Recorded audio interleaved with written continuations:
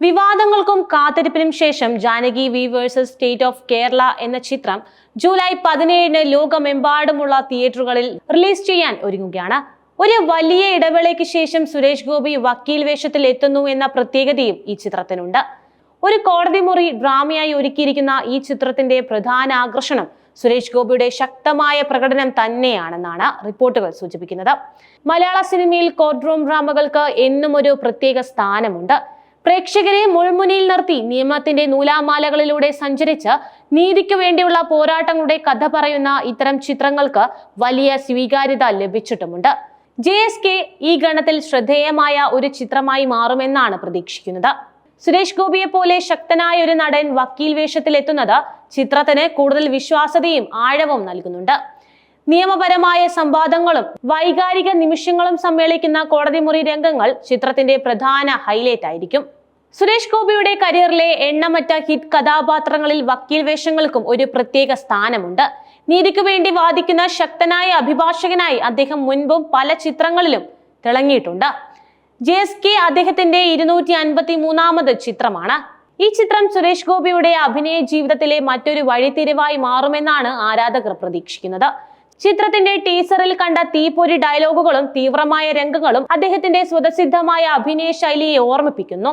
വൈകാരികമായ രംഗങ്ങളിലും സംഘർഷഭരിതമായ കോടതി മുറിയിലെ വാദപ്രതിവാദങ്ങളിലും സുരേഷ് ഗോപി കാഴ്ചവെക്കുന്ന പ്രകടനം ചിത്രത്തിന്റെ വിജയത്തിൽ നിർണായക പങ്ക് വഹിക്കും.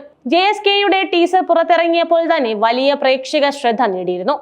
സുരേഷ് ഗോപിയുടെ ഡയലോഗുകൾ, പശ്ചാത്തല സംഗീതം, ത്രില്ലടിപ്പിക്കുന്ന രംഗങ്ങൾ എന്നിവ ടീസറിന്റെ പ്രധാന ആകർഷണങ്ങളായിരുന്നു. ശക്തവും പ്രസക്തവുമായ ഒരു പ്രമേയത്തിന്റെ പശ്ചാത്തലത്തിൽ കോടതിയിൽ അരങ്ങേറുന്ന നിയമയുദ്ധത്തിന്റെ കഥയാണ് ചിത്രം പറയുന്നതെന്ന വ്യക്തമായ സൂചന ടീസർ നൽകി.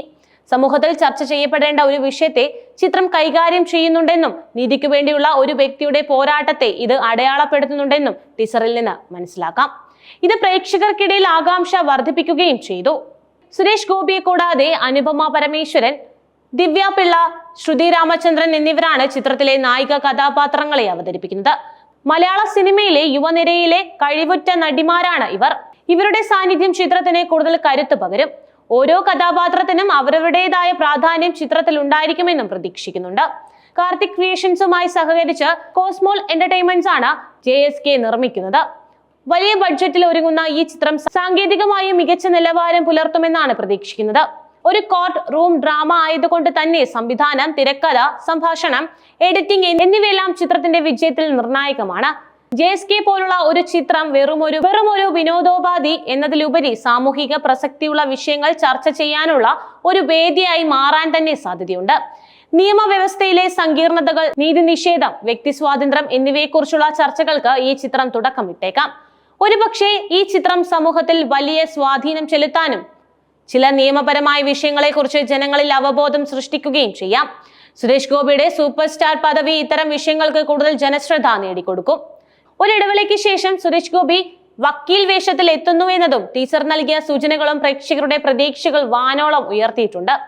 കോർട്ട് റൂം ഡ്രാമകൾ ഇഷ്ടപ്പെടുന്നവർക്കും സുരേഷ് ഗോപി ആരാധകർക്കും ഈ ചിത്രം ഒരു വിരുന്നായിരിക്കും. നിയമപരമായ കൃത്യതയും ശക്തമായ അഭിനയ മുഹൂർത്തങ്ങളും വൈകാരികമായ ആഴവും ഈ ചിത്രത്തിൽ ഉണ്ടാകുമെന്ന് തന്നെയാണ് പ്രതീക്ഷിക്കുന്നത്.